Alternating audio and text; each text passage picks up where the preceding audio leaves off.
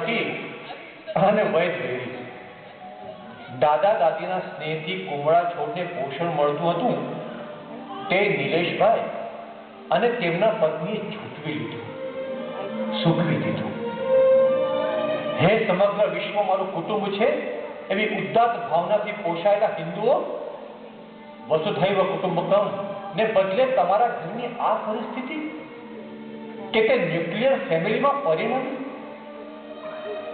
ઊંડા ઉતરો વાલીઓ, ઊંડા ઉતરો.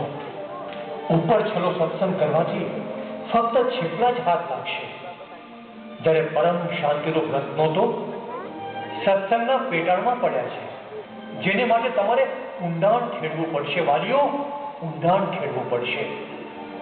કેવળ કિનારે છબછબિયા કરવાથી ઘરમાં આવું જ વાતાવરણ સર્જાશે, આવું જ વાતાવરણ સર્જાશે.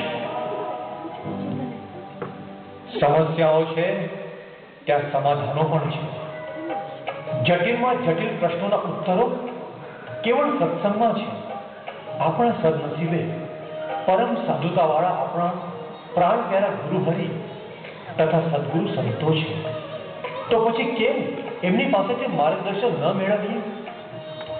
આવો એમને જ પૂછીએ કે સ્વામી, અમે ભયંકર દાવાનળમાં ફસાયા છીએ, એમાંથી ઉગરવાનો એક એવો ઉપાય બતાવો કે આ હળહળતા દાવાનળની વચ્ચે અમે પરિવારના બધા જ સભ્યો એક મના થઈ, એક રુચિથી હોલા ઉપાડ કરી ખૂબ દૂર દૂર સુધી સાથે ઉડીને સુરક્ષિત મુકામ પર જઈ સુખ શાંતિ ભર્યું જીવન વ્યતીત કરી શકીએ.